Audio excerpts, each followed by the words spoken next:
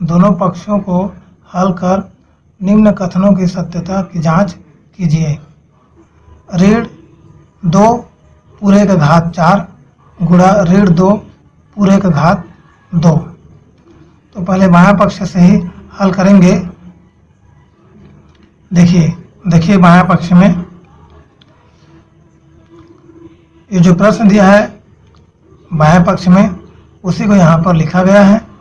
और अगले स्टेप में देखिए ऋण 2 में 4 का घात लगा है, तो जो 4 है वो सम संख्या है और सम संख्या का घात लगने से ऋण चिन्ह हट जाता है। और इधर देखिए ऋण 2 में 2 का घात लगा है, इसमें भी ऋण हट गया है। और यहाँ पे देखिए ये सूत्र लगा है ऋण 1 सम संख्या घात बराबर 1। अब यहाँ पर ऋण 1 की जगह में ऋण 2 दे दिया है। अगले प्रश्न में कुछ और दिया होगा, तो सम संख्या घात लगता है तो ऋण संख्या धन संख्या में बदल जाता है।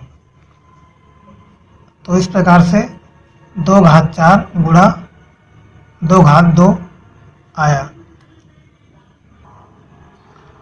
अब देखिए इसमें घात जुड़ रहे हैं, क्योंकि गणित में क्या आया था 2 घात 4 गुणा 2 घात 2, तो इसका आधार समान है, 2 आधार बराबर है, घात अलग अलग है, तो इसके लिए सूत्र लगता है और घात जुड़ जाता है। तो यहाँ पर वही हुआ है, देख लीजिए घात जुड़ रहा है और आधार एक ही लिखा है। इसका सूत्र होता है a घात m गुणा a घात n बराबर a घात m धन n। घात जुड़ गया, 4 और 2 घात जुड़ करके 6 घात हो गया। तो यहाँ पर बायां पक्ष में आया 2 घात 6। अब दायां पक्ष में देखिए, दायां पक्ष में ये वाला प्रश्न दिया था, देख लीजिए ये दिया है, उसी को यहाँ पर प्रश्न में दिया है, दायां पक्ष में लिखे हैं। अब यहाँ भी वही है, देखिए इसमें भी सम घात लगा है 8 और इसमें भी सम घात लगा है 2, तो इसका जो ऋण है वो हट जाएगा और इसका भी ऋण हट जाएगा और ये सूत्र लग रहा है बार बार। उसके बाद यहाँ पर भाग दिया है, तो भाग में क्या होता है घात घटता है, गुणा रहता है तो जुड़ जाता है, जैसे कि बायां पक्ष में हुआ, और दायां पक्ष में भाग दिया है तो घात घटता है।